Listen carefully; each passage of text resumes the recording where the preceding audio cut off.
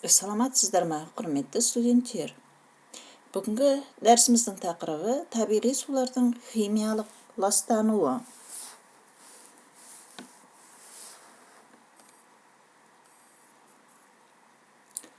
Өздеріңізге белгілі, соңғы жылдары өзен, көл, теңіз бен мұхит суларының ластануы қайта байқалуда. Бұның өзі, яғни қазіргі таңда ғылыми техниканың дамуы және халық санының өсуіне байланысты. Су ресурстарының ластануы деп су қоймаларға сұйық, қатты және газ тәрізді заттардың түсуінен судың физикалық, химиялық және биологиялық қасиеттерінің өзгеруін айтады. Яғни, бұл су қоймаларды пайдаланатын халық шаруашылығына, адамдардың денсаулығына және өміріне қауіп төндіруі. Жер беті мен жер асты суларының ластануын мынандай типтерге бөлуге болады. Механикалық.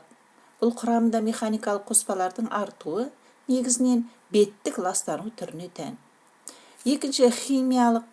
Бұл су құрамында улы және улы емес әсері бар органикалық және бейорганикалық заттардың болуы.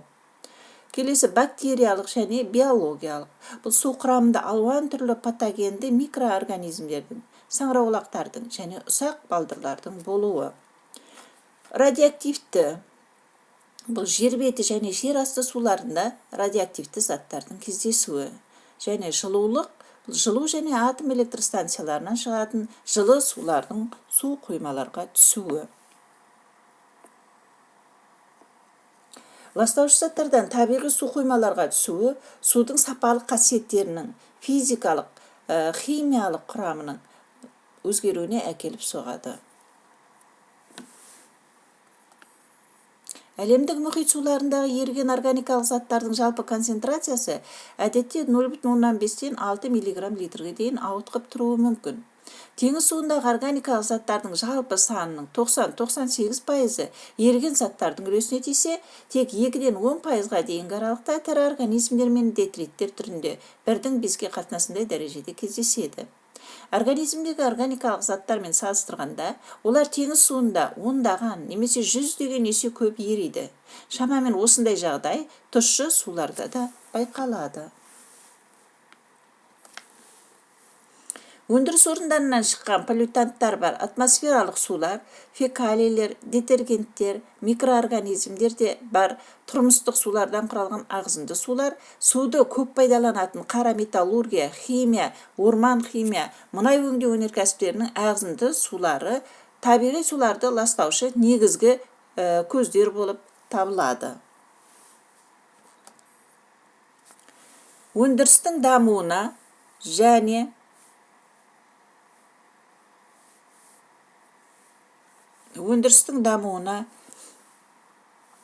суды пайдаланудың артуына байланысты ағзынды сулардың мөлшері де артып отыр. 60-шы жылдардың өзінде жыл сайын әлемде 700 миллиард метр куб ағзынды сулар жинақталатын еді. Өзендердің ластануы соңғы жылдары қатты байқалып отыр. Мысалы, тек қана Рейн өзені жыл сайын 941 тонна сынап, 1040 тонна мышьяк, 1700 тонна қорғасын, 1400 тонна мыс, 13.000 тонна мырыш, 100 тонна хром мен 20 миллион тонна түрлі тұздармен ластанады екен. Жер бетіндегі ең лас бұл жерорта теңізі болып табылады. Ағзынды сулардың зиянды әсерінен ондағы балықтардың 80% қырылып қалған. Кемелердің апатқа ұшырауынан, танкер резервуарларынан, жуған судан және мұнай өндіру жұмыстары кезінде жыл сайын әлемдік мұхит сулары 12-ден 15 миллион тонна мұнаймен ластанады. Судың бетіндегі мұнай қабаты атмосфера мен гидросфера арасындағы газ алмасу процесін бұзып, оттектің жетіспеушілігінен гидробионттардың қырылып қалуына себеп болады. Ауыл шаруашылығы да суды ластаушы көздердің бірі болып есептеледі. Ауыл шаруашылығында қолданылатын улы химикаттар топырақтан шайылып суға түседі. Мал шаруашылығында түзілген өлі органикалық заттар топырақтан суға түсіп, олардың көп массасы улы әсері болмаса да су экожүйелеріне едәуір әсер етеді. Органикалық заттары бар ағзынды суда биогенді элементтер, әсіресе азот пен фосфор көп болады. Олардың әсерінен суда фитопланктон жаппай көбейіп дами бастайды. Әсіресе көк жасыл қоңыр балдырлар тез көбейеді. Жоғары саттағы су өсімдіктердің қарқынды дамуына жағдай жасайды. Бұл организмдер өсіп, дамып, өліп, нәтижесінде судағы органикалық заттардың массасы артады. Аэробты организмдердің оттекпен тыныс алуы нәтижесінде тез арада оттектің жетіспеушілігі туындайды. Сондықтан су тіршілікке жарамсыз болып, онда анаэробты процестер басым бола бастайды. Бұл процесс эвтрофикация деп аталады. Эвтрофикация дегеніміз бұл суда табиғи не антропогендік факторлар әсерінен биогенді элементтердің жинақталуы нәтижесінде су объектілерінің биологиялық өнімділігінің артуы. Анаэробты процестер судың екінші реттік ластануы болып табылады.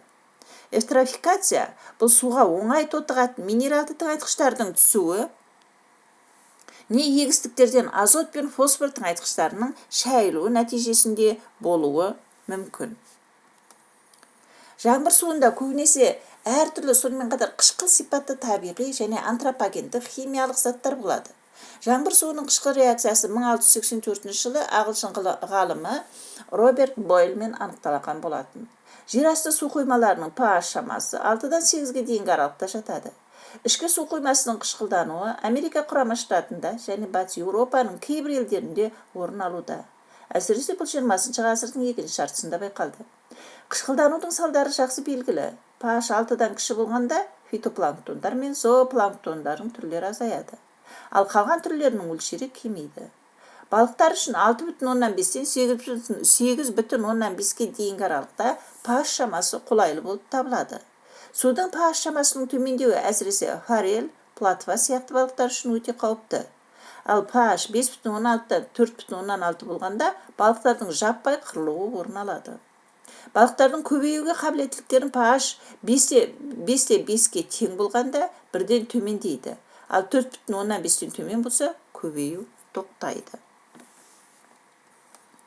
Сонымен қатар жерасты суларындағы химиялық элементтердің жылыстауына тоқталатын болсақ, бұл мұндай элементтер қоспаларының түпкі кең орнынан басқа жаққа, оны қоршаған тау жыныстардағы сулармен бірге орын ауыстыруы. Соңынан олардың мүмкін болатын су ерітінділерінен тұнуы және тұнған шөгінділердің әлденеше рет жаңадан еруі және қайтадан түзілімденуі. Элементтердің жылыстау қабілеті олардың концентрациясына және геологиялық ортаның құрамына, температурасы менен қысымның өзгеруіне байланысты өзгеріп отырады. Өнеркәсіптік кәсіпорындарды тікелей сумен қамтамасыз ету барысында табиғи көздерден алынатын су технологиялық процестерден өткеннен кейін ақаба су көзіне айналады. Ақаба сулар деп отырғанымыз пайдаланған техникалық шарттар бойынша ары қарай қолдануы мүмкін емес, немесе техника-экономикалық көрсеткіштер бойынша жарамсыз сулар болып табылады. Ластанған құрамында еритін және ерімейтін қоспалары бар төгінді суларды елді мекеннен шет жерге шығарып, су көздеріне ағызады. Оның алдында суларды табиғи су көзіне зиянды әсер етпейтін және су көзіндегі судың сапасы санитарлық нормадан аспайтындай етіп тазалау керек. Табиғи су көзінде тазартылмаған немесе жақсы тазартылмаған ақаба суларды ағызу судың сапасын нашарлатады, оттектің мөлшерін азайтады. Ал ақаба судың құрамындағы зиянды және улы заттар су көзінің фаунасы мен флорасына кері әсерін тигізеді. Ақаба сулардың ластанулары минералды, органикалық және бактериялық болып бөлінеді.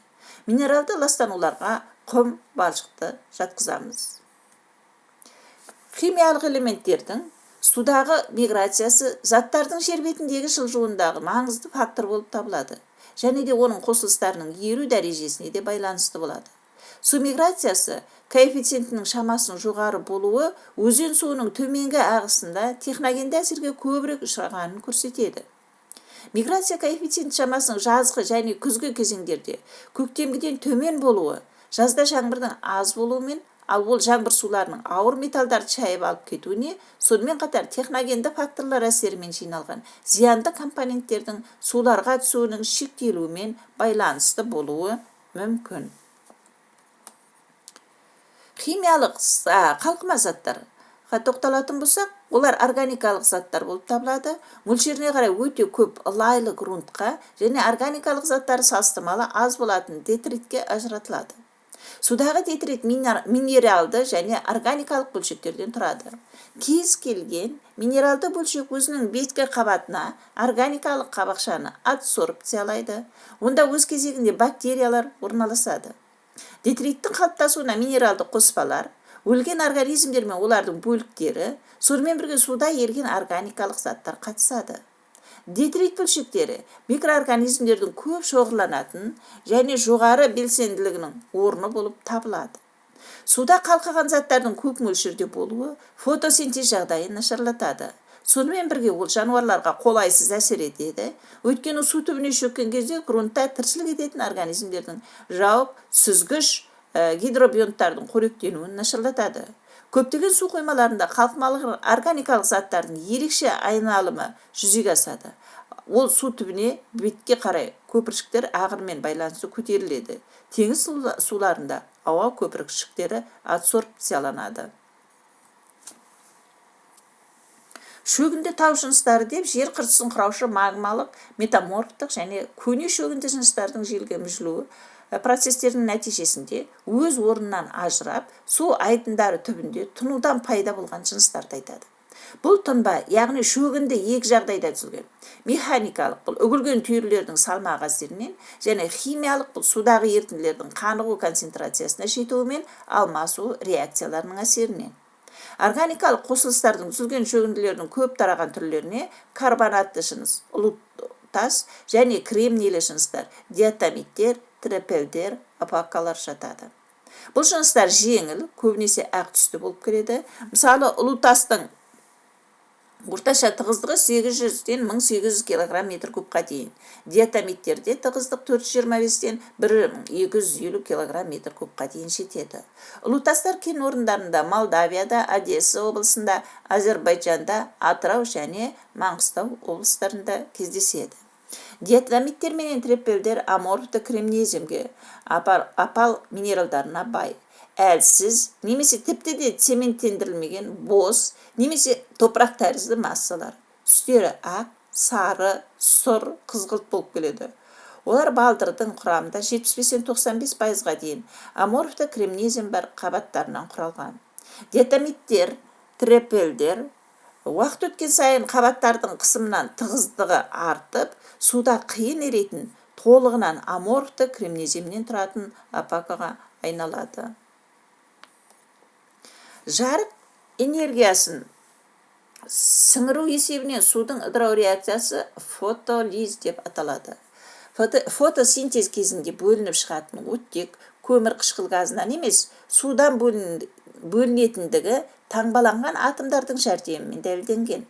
Бұған дейін оттегін көмір қышқыл газынан бөлінеді деп санайтын совет ғалымдары Виноградов пен Тейс 1941 жылы фотосинтезге пайдаланылатын көмір қышқыл газынан судың және бөлініп шығатын оттегінің изотоптық құрамын зерттей келе, бөлініп шығатын оттегінің су оттегіне ұқсас екендігін анықтады. Фотосинтез кезінде судың сәуле арқылы тотуы жөніндегі идея осылайша дәлелденді. Зат алмасу немесе метаболизм бұл жасуша тіршілігінің қамтамасыз ететін организмде жүріп жатқан барлық химиялық процестердің жиынтығы. Бұл организмнің тіршілік қабілетін сақтау және сыртқы ортамен қарым-қатынасын, организмге қоректік заттардың еніп, олармен ферменттер әсерінен ыдырауын, пайда болған жай заттардың жасушалар мен мүшелерге тасымалданып, олардың тотығуын, энергиядан бөлініп шығуын, жасуша құрамындағы түзілістердің биосинтезделуін және қорытылған өнімдердің организмнен бөлініп шығуын қамтамасыз етеді. Жасушадағы қандай да болса бір заттың белгілі бір тәртіппен ферментке айналуға түсуін метаболизмдік жол, ал осы кезде пайда болатын аралық өнімді метаболиттер деп атайды. Биоаккумуляция дегеніміз химиялық заттардың тірі ағзалардың организміне, қоршаған ортадағы шамасына да артық мөлшерде жинақталуы. Биоаккумуляцияның қарқындылығы биологиялық жинақталу коэффициентімен сипатталады. Қоректік тізбектегі улы химикат Делдри үй малдарының өнімдеріне және адамдарға зиян келтіретін организмдерді жоюға арналған. Әсіресе арамшөптер мен бунақденелілерді. Бұлар пестицидтер. Алғашқы табысты қолданған пестицидтердің ішіндегісі хлорлы көмірсутек тобы. Оның ішінде ДДТ, диэлдрин, алдырин болды. Бұл заттар көптеген жануарлар мен адамдар, әсіресе құстар, балықтар және омыртқасыздар үшін улы болып табылады. 60 жылдардың ортасында оны қолданғанда, аудандардан өте алыс жер Антарктидадағы пингвиндердің бауырынан ДДТ-ның табылуы жөнінде хабар көптеген ғалымдар үшін тосын жаңалық болды. Пестицидтермен уланудан жоғары қоректік деңгейдегі жыртқыштар, әсіресе құстар өте қатты зардап шекті. Мысалы, ақш-тың батысында ДДТ-дан улану нәтижесінде сұңқарлар толығымен жойылған. Құстардың көп зардап шегуінің себебі ДДТ кальций алмасуына әсер ететін гормоналды өзгерістерді тудырады. Нәтижесінде оларда салатын жұмыртқасын сыртқы қабаты жұқарады да, ол жиі жарылып сынғыш болып келеді. Бұл құбылысты қоректік тізбектегі жинақталу деп атайды. Зияндылықтың суға миграциялану көрсеткіші заттардың жер беті және жер асты суларына өту қабілетін көрсетеді. Олай болса, табиғаттағы зат айналымы бір-бірімен байланысты болғандықтан, қышқыл жаңбырдың әсерінен, тау жыныстарының мүжілуінің әсерінен, әртүрлі ауыл шаруашылығының әсерінен, егін шаруашылығындағы әртүрлі пестицидтерді пайдаланудың нәтижесінде табиғи су үнемі ластануға ұшырап отыр. Оның қарқындылығы күннен күнге арта түсуде. Ден қойып тыңдағандарыңызға рахмет. Сау болыңыз.